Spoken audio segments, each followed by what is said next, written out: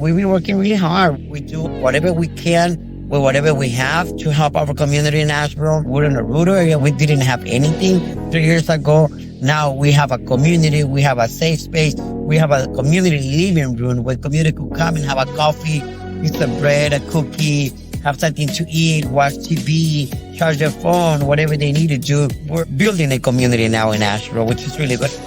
Hello and welcome to Power Beyond Pride, a queer change-making podcast, bringing you voices and ideas from across our fierce and fabulous spectrum to transform our world. Hello, I am Mattie, your hostess of the Mostest. And I'm Lukas, and I am a lifelong activist, a harm reduction activist. I'm the owner of A Great Idea.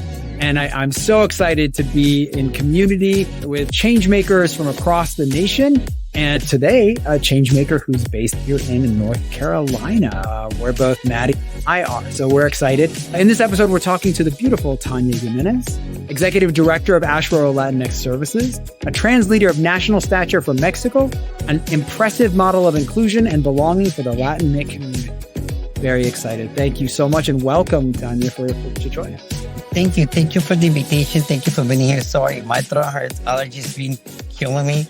I've been 20 years in Asheville. I've been 20 years in North Carolina. I have never had allergies. My first year that I've been getting allergies, and it's just been killing. But thank you for the opportunity, and thank you for the invitation. Really appreciate it. Glad to be here. Always. And I'm going to tell you right now, it's that pine pollen right there in Asheboro because it's getting me too this year. I promise you.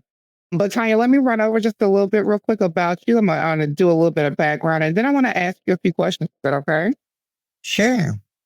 All right. So Tania started her advocacy work for the LGBTQ plus community 7 years back in San Francisco and continues to be a crusader for older adults, women, mothers, and youth from the immigrant community. She has been passionately advocating for the transgender community and is currently raising funds to support her trans friend, Alyssa, who is being detained in a detention center in New Orleans. And I definitely want to say, first off, my prayers and concerns go out to Alyssa. So I definitely want to say that. And what's going on? Can you give us some more information about that? Sure. Her name is Arelis, and she's in a detention center, and she's another trans led nationwide. She was awarded with the Kennedy's Award back in, I think it was last summer. She's an amazing work. She's one of our board members for Asheville Latinx Services. And she's like my sister. We're not like blood sister, but we're like sister within the fight. And she's being detained. Before this new administration, she just was going to the immigration and just signed and they will let her go. But now with this new administration, since this administration started, the first time they stopped her only for a day, but now she's been stopped. She's been there for a month and a half. She's going to be 2 months that she's been there. Hopefully she's going to come out this month. Hopefully she does. And we're just praying for her. And, we can't wait to see him out. But she's having a hard time right now. She's having a hard time being there. And we've been visiting another sisters at the detention center. I'm on my way to Houston tomorrow. And I'm going to go see her on that detention center. She's in Louisiana, New Orleans, South Louisiana. And I'm going to be there on the weekend, visiting her again. And I am sad and excited at the same time. I think, like Mattie said, our thoughts are with you. Our thoughts are with friends and so many community members who have been impacted by the change of legislation, the aggressive just processes that have been there. Is there anything, first of all, is there anything that we can do to support your efforts or anything there you would want to share, especially in this urgent moment? In our Facebook page, we have a GoFundMe going on in case someone wants to support her.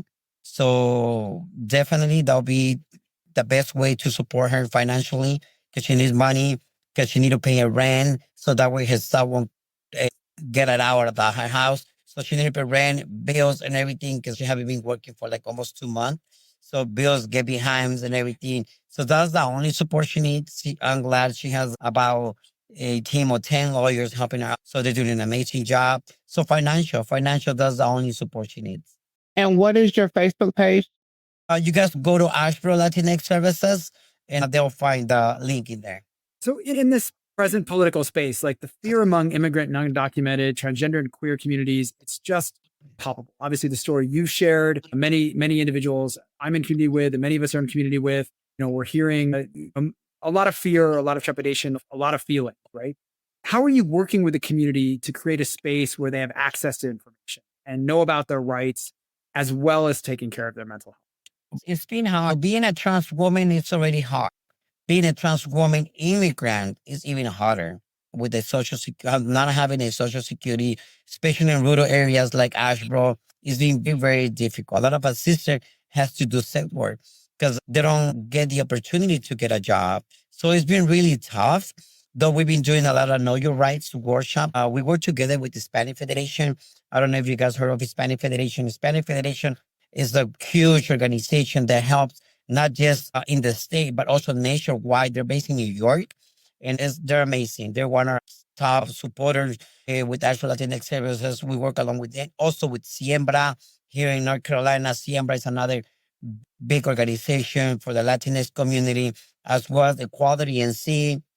Equality and C, we also work together with Equality and C here in North Carolina as well. So we work together with so many organizations around the state that they help us and they provide us Know Your Right workshops. We also work with Carolina Migrant Network in Charlotte that they help us with lawyers and other stuff. We've been already filing last year and beginning of this year, we have about 14 cases that have been filing for political asylum. 6 of them, they already have their work permit. So we're really glad that we already have helped around 6 sisters from the community have their permit. And there's still some of them, they have appointments to go to the fingerprints. So we're working with whatever we can. We're working by providing this information, resources, services. Plus, we have another lawyer in case if they get stopped, one of our sisters, especially trans women, they get stopped by immigration, they could call us and we have a lawyer that can help them out to get it out as soon as possible. So we're working really hard. And I don't know if you guys know, but HB 10 is already being effective in North Carolina, with sheriff is working together with immigration. That's like another barrier besides what we have our daily basis. So we're working hard. We're fighting with all these anti-LGBT bills. They're getting out there and we're just fighting back. We're just fighting back and working hard and just be resilient in this state because it's our home. That is true. That is true. And I want to say first off, that's invaluable information. And so just to be fully clear, so they can come to your offices or go to your website and be able to find all this information for help. Yes, they could go to Asheboro Latinx Services on Facebook. We're really, really active on our social media, especially Facebook. They could go to Facebook. They could send me a message. And I myself personally am going to be responding to that message. And in case if they have an emergency or they need any kind of support, they could call us. We're based in Asheboro, but we're everywhere. Like even if they're like 2-3 hours, we need to drive and get there, we'll get there. Okay. And like I said before, I'm from Asheboro, so I love to see that you're working in our community and doing things. But I would say it's been a while since I've been back. So how is the temperature in Asheboro? Like, how are the law enforcement? How are people? How the culture itself in Asheboro? Is it welcoming? With the Latinx community, it's really good. We're working really well with the Latinx community here in Asheboro. We've been working 3 years. Asheboro Latinx opened about 3 years ago. I'm the head director and the founder of Asheboro Latinx Services. And we've been working really hard. We do whatever we can with whatever we have to help our community in Asheboro. Like I said, we're in a rural area. We didn't have anything 3 years ago. Now we have a community. We have a safe space. We have a community living room where community could come and have a coffee, piece of bread, a cookie, have something to eat, watch TV, charge their phone, whatever they need to do. We have karaoke on the weekend. We have Sundays. We have meetings on Sundays, 3 p.m. So we have a community. We're building a community now in Asheboro, which is really good, an LGBT community. And that's really powerful. I love you sharing that, Tania, because you mentioned that you were in San Francisco prior, that you certainly experienced a lot of different environments. The reason I moved to San Francisco in 2017 was because the same bill that they proposed about the bathroom bill, where transgender women couldn't use the bathroom, females. So that was one of the reasons that I moved to San Francisco, because I've been in Asheville since 2004, and then I moved 2017. But that helped me out because I empowered myself in San Francisco. I went to San Francisco without having nowhere to live, without having a home, without having a job. I got a job. When I got there, I got all my surgeries done. I already got my bottom surgery, facial feminization. I got everything done in San Francisco. I empowered myself. And I become helping volunteering trans organizations, Latinx organizations in San Francisco. And I became the co-director for a really well-known organization in San Francisco called Ela para Latina, which is the only trans organization in the Bay Area and in the north of California. And I was the co-director of the organization. And I started as a volunteer, and I never did this job before, like never in my life. I was working in factory in North Carolina. I was working in factory, furniture, anything, but not working with the LGBT community or anything that has to do with the nonprofit. Now I know everything with the nonprofit world. Like, I love it. This is my passion. This is me. I love helping my community and empower my community. We have a lot of empowerment programs in Asheboro Latinx Services. Everything we're alone in San Francisco, I brought it to the rural area. So now we empower Latinx community as well. Because a lot of the girls, they don't know how to use an email. I didn't know how to use an email 7 years ago. I didn't know how to use a computer 7 years ago. I didn't even know how to use Zoom 7 years ago. Now I know. So now I'm teaching my other sister the same tool that I was using so they can empower themselves as well. Now, I was going to say that goes right back to reach one, teach one. So I love that. Like when you get something, you always reach back and teach it back to other people. So I love that. I love that. I was really curious, and as somebody who grew up in rural Midwest, and Mattie here grew up in the same town, like I always think of queer culture very different, right? Like I think in big cities, you experience a very different queer culture. Like for people who may not understand sometimes the closeness or difference because they're like, well, queer people, always kind of move to the big cities. So you got to experience San Francisco and certainly there demonstrated so much leadership and gained some different skills and different things in that process. Coming back to the rural parts of North Carolina, how do you look at community building? Like if you were trying to explain this to people who wouldn't understand it, maybe who live in bigger cities, how vibrant and vital it is? To me, a lot of people will, when I told my friend in San Francisco, I'm going back home.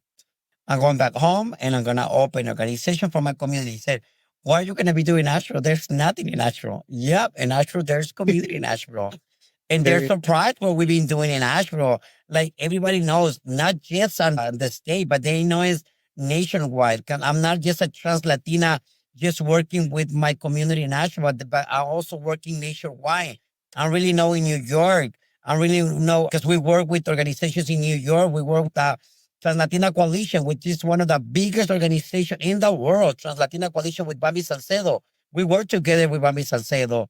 Cecilia, who died about a year ago, we work together with Cecilia as well. She knows me. She invited me to so many workshops. We're working with a lot of organizations. Ariana said it in Florida. We're working together with it. Ariana was one of the first trans Latinx organizations who came over to North Carolina when I was here. Tania, you were there. I'm going to support you. She came over and support the Latinx community. And we work with Elia from FLAS. Elia, she's 30 years with the organization. Not 10, not 20, 30 years working with the Latinx. She's a pioneer working with the trans community. We work with them as well. In fact, she's one of our physical sponsors. She's our physical sponsor right now, Elia Chino, in Casa Andrea in Texas. So we work nationwide. We don't just work with that. So they know us. We just went to New York. We got an award for trans visibility this weekend. We were in New York. I took 5 people, 5 community to New York, and I've been taken to Texas. I've been taken to California for a conference because I want my people to know what's out there, not just being here.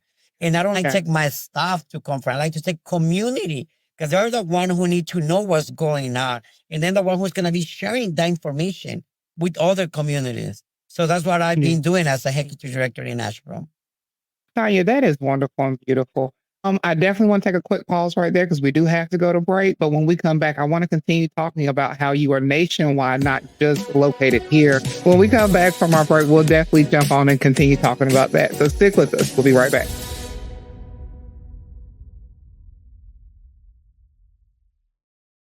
Welcome back to Power Beyond Pride. I'm your co-host, Shane Lukas, and I'm here with my amazing co-host, Mattie. And we are in conversation with the beautiful trans leader, Tania Jimenez. Now, you are planning, Tania, or you're on the planning committee of a nationwide conference on LGBTQ plus health in Vegas coming up this year. Would you tell us a little bit more about the conference, but also as you've grown as a leader, like how you see this sort of national footprint that you're making? Sure.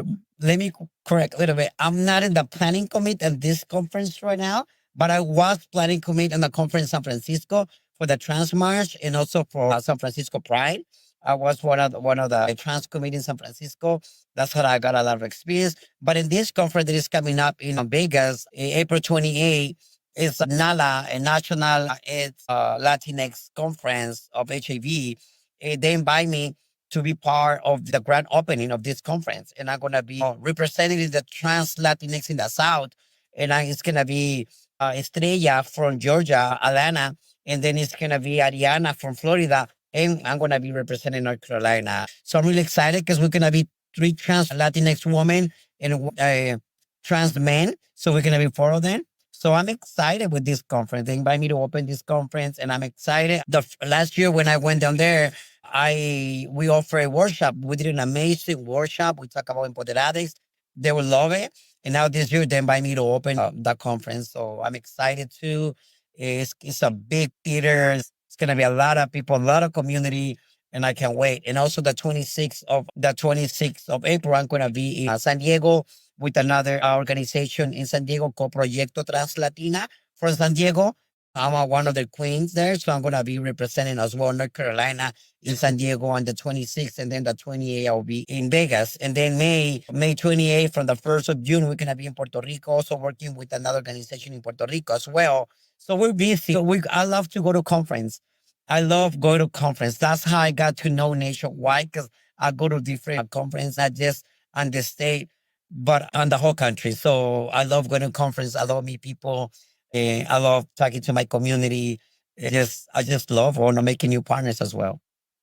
Being a person of color and being in that trans community myself, I tend to stay busy doing a lot of stuff. So I love to see that you're busy and out there working. So I do say also get some rest. Don't overdo it. Don't overpush yourself, Tanya. I need you to stay just as fabulous, healthy, and gorgeous. Okay. Oh no, trust me, I do take my vacation. I do take my time off. I'm gonna be taking like 2 weeks off from that after the 28th, probably to the 20th of May. I'll be taking some break. I do take my breaks. I do take on myself. I love healing.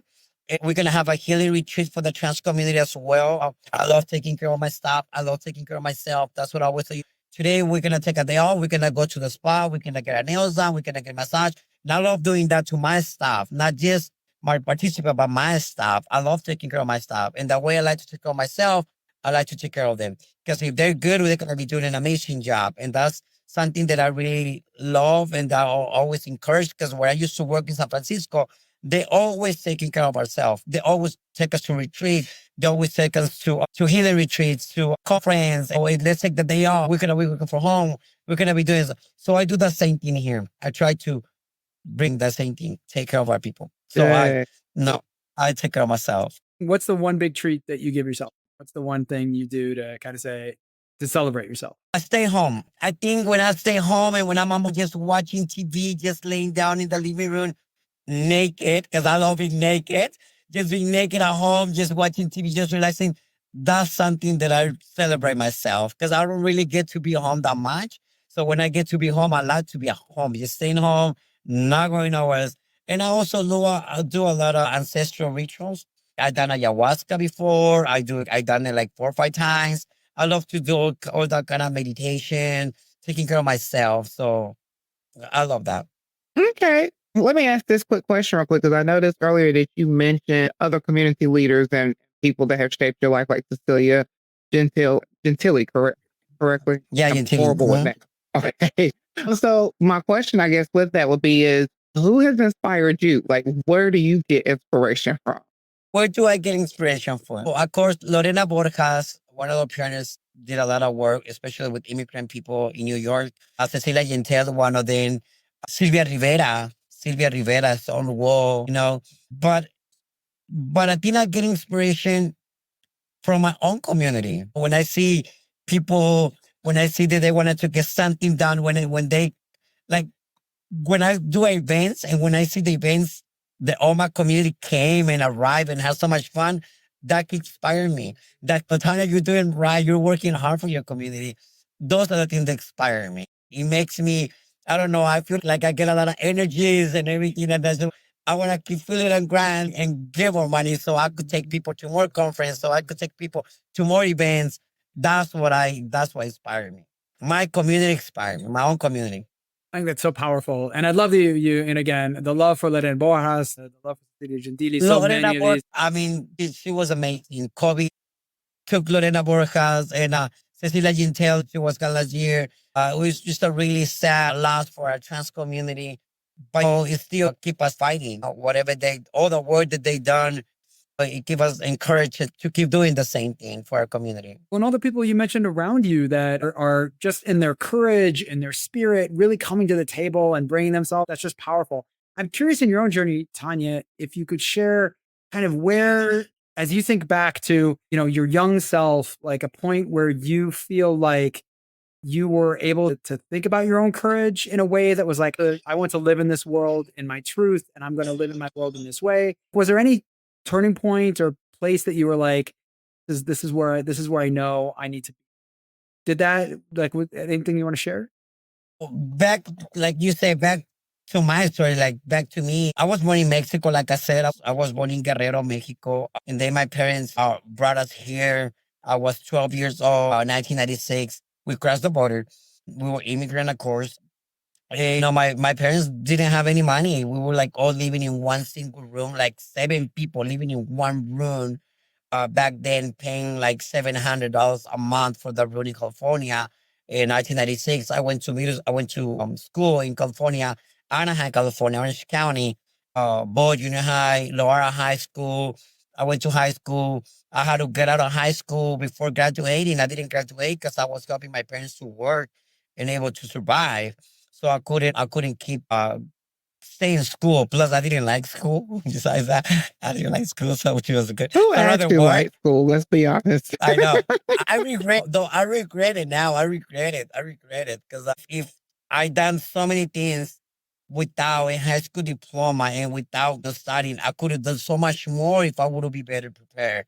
I could have done so much more. But I always say, no, times, no, God says always times are right for the right. Everything is at the right time.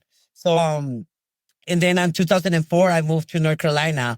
I met a boyfriend and I just got in love with him. And he's the one who brought me to North Carolina. And I think it was destiny to come to North Carolina. I've been here 20 years since 2004. I love North Carolina. I went back to San Francisco. I went back to LA. I go a lot to LA. But I don't see myself living in a big city anymore. I don't like the big city. I don't even like Greensboro. Greensboro to me is a big city already. I like Asheboro, small city, small town. Like, I don't like big cities. When I went to New York, I'm like, oh my God, I can't wait to get back home because I don't like the traffic. I was living like 4 years in San Francisco. I hated it for years. Like, I hated it. And like, I can't wait to get back home. Now that I'm home, I don't see myself living any other than Asheboro. I love Asheboro. So that's a little bit of myself. Eh, back in I didn't see myself working in this in advocacy or leadership that whatever I'm doing right now. I mean, God just put me there, and I think it was destiny. Now that I'm here, I love it. I mean, but I wasn't like oh, one day I want to be a child leader or I want to be. No, it just was just meant to be. I mean, I just found what I really love, and I do it with a lot of love, with a lot of passion, and I'm gonna keep doing it till the day I die. I believe till whenever God wanna take me, I'm gonna keep working for my community, keep fighting with my community. That is so powerful and so inspiring, Tania. And we're going to take a short break. But when we come back, I know both of us want to hear more about how faith plays a role in your work. I think is really exciting how our communities can really think about the way they're having conversations around the Latinx communities. And we have a special speed round of questions that are pretty fun.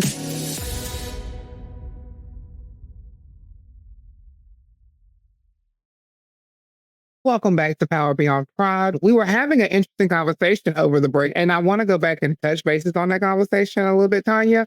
So, what do you see that needs to happen or change, or what are some things that can happen in Asheboro and different rural communities to make it more inclusive, to make it a better place for trans and the LGBTQ plus community? I think we need to start educating more, like the people. I think we need more education, especially like work areas. We need opportunity. Trans people, LGBT community, we're smart.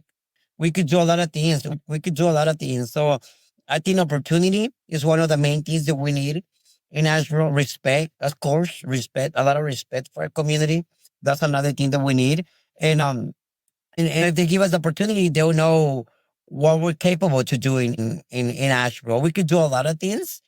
And one thing that I would love to see in Asheville is a pride. I would love to see a pride celebration in Asheville. That's one of my goals that I really working really hard. And I wanted to see a pride, though I'm scared to be honest. I'm scared to do one. I have the experience and everything, but I'm scared. I'm afraid to do it because I don't want to put in danger my community, especially because it's so rural. So that's why I haven't organized one of them. There was a lot of protests going on, and they asked me, Tania, are you gonna do one? Right now, what's going on about like month ago? I said no. Actually, Latinos not gonna do any protests because to me, it's more important taking care of my people than put it in danger. So we're not gonna do any protests, and so we didn't did anything. But I would love to see Nashville Pride. I would love to see a Pride celebration. It would be amazing. Though we're gonna be doing one, we're gonna have our own sweet 16 quinceañera. She's a trans woman. She's gonna turn 52, and we're gonna be celebrating her life.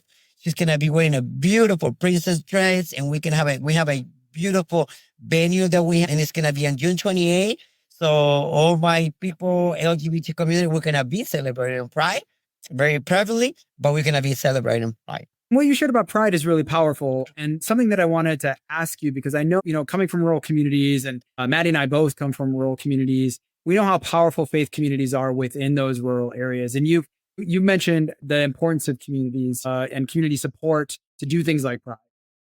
What ways can we sort of involve faith communities? Have you found pathways to bring faith communities into the conversation, to be supportive, to find ways to be supportive, or to change some of the conversation to be less transphobic, to find ways to create more inclusive space? To be honest, it's really hard. So the way I've been doing it, I start going to the school board meetings, and I've been going to the city council meetings so they can know me. So the political side know me. And I also be talking to the police department, sheriff department. So I've been getting that way. I've been heading my way, driving that way. Just because once you get it to there, I know it will easy to step down and go with, because there's a lot of religion, like you said, in North Carolina, to go that way. So they respect me in North Carolina. I haven't had anything bad to me going on, like I respect or something in any of the meetings that I've been. So that's really grateful. Uh, but when we had something, we were doing some school board meetings, and we were going to work together with the Asheboro High School. But I think this is my own opinion that when they found out that I was a trans, they stepped back to work together. So it's still, it's like I said, it's still, we need more education. We need to know more. It's a rural area. So I understand that it's going to be a little bit hard to get to the community the way we wanted it to. It's going to take some time, but at least we're getting that way. We step in that pathway.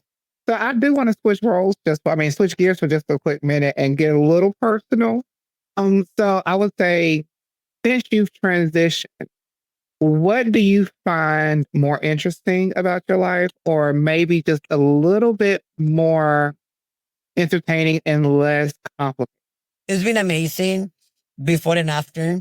It's been definitely, it changed my life. Like I said, vaginoplastic is not for all trans women. Not all trans women want vaginoplastic. Not all of them.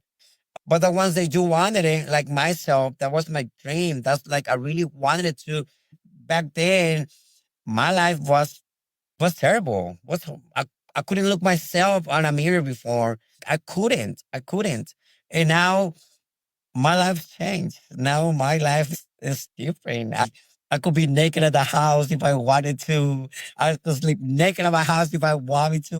And that's the way I do it. And I love it. And it's so different now. My boyfriend it just changed. I'm the happiest person you could ever met as me. Now you met me. It just definitely changed my life. A lot of people say that once you have a plastic, You can have no orgasms. Yeah, you can. You still get orgasm. You still get it if you have the right person to do it. Of course you can. Right. Yes, That because part right there. it's like female cisgender females. 75% of them they never had a orgasm before, and they're cisgender female because they never have the right person to get there. You know what I mean? So, and it's the same thing with that transgender. It's the same thing. So to me, my life has changed. I love it. It's been since 25 years that I had it done. January 10, 2020. That's when I get it done 5 years ago. And I love it. I'm really happy, though I gained some weight, a lot of weight. I mean, that's the only bad thing that you gain weight. I gained a lot of weight, but I'm still happy. I don't care. I could do a diet. I So love it. Joy I'm and happy. celebration. Just a joy, and I again everything you said, pure wisdom. I all about it. So it's I love it. So we've gotten to know you a little bit now, Tania, but we want to get to know you even better. So we are going to ask you Yeah. a few questions as far as our speed round goes. So just first thing that comes to the top of your head here, we're just going to ask you questions. Are you ready? I'm ready. One song that you sing when nobody is around. Oh, it's ancestral music. Ayahuasca. I love ayahuasca. Like I said, I done ayahuasca before. It's ancestral medications, and they have a lot of beautiful sounds. So I'm always singing those kind of songs. If I say one, no one's gonna know. Yeah, but ayahuasca song, I love that kind of music. It's just Okay. heal my inside, heal myself, and I just love it. That's awesome. Okay. I love that. We love healing. So the question too is, what's one quality you look for immediately in other people you want to get to know? I always see the way they treat me, the way they see me, the way they treat me. That's something because a lot of people say they go by how they look, and this is not my case. So if I see someone and they treat me like nice, that's something that I don't know. I just love people when they treat me nice. I mean, that's a great rule, right? But a lot of people they don't think like that. Said if you see a homeless, sometimes people they don't treat homeless the same way they can treat another people, which is not. And that's what I don't like. I treat everybody the same. I don't care if they're homeless or they're not homeless. I used to work for the homeless community. So I really love the homeless community. I used to work for them. I used to be a volunteer for the homeless community. So I really like if I see a homeless and if I have something, I have money, I'll give it to them. And that's the way I like people to treat me when they see me, treat me nice. Like they don't care how I look. Beautiful. Okay, so what's one thing, if you were to pick one word you want to be remembered for, what's a word you would be remembered for? What's a word that you say a lot that you think you would be remembered? Like a fighter. I always fight. I'm always fighting. I'm always fighting. Fighter. I love it. Yes. Yes. Okay, Fighter. So I think that goes back to your song. We might need to have Fighter by Christina Aguilera playing as we go out this evening. Okay, call this thing. So let me ask you this. What is one skill or talent that you have that most people don't know about? That most people don't know about? Oh my God, what would it be? I don't know. A lot of people know everything what I do. I talk a lot. People knows I talk a lot. Okay. I don't know. That's a good question. I don't know what's the one talent that people does not know.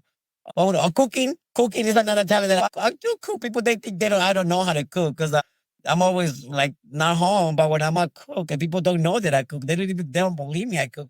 I think cooking will be one talent that I have. I know how to cook. Okay. I love it. All right. Give me one 3 a.m. comfort food. It's 3 a.m. You're hungry. What do you get? 3 a.m. hungry. I'm gonna get a donut.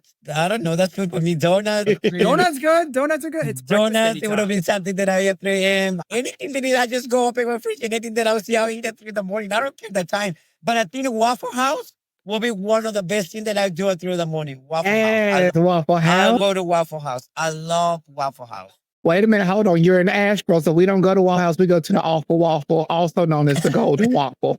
Okay. We have Golden, but we have Waffle House in Asheboro now. Yes, we do. We do, but Golden Waffle is always a staple. Either there or Huddle House or Waffle House. No, I think Waffle House is my favorite. Oh, now we've got to taste test both. I can see what this is. I see a follow-up podcast where Tania and Mattie go to two different Waffle Houses and we compare and contrast. That's fine with me. All into it. All right, let me ask you. This is our last speed round question. Vacation-wise, beach or mountain? Both of them. I love mountains and I love beach, but I think Pisces, Beaches, which is good. I love ocean. I don't know. That's a hard one.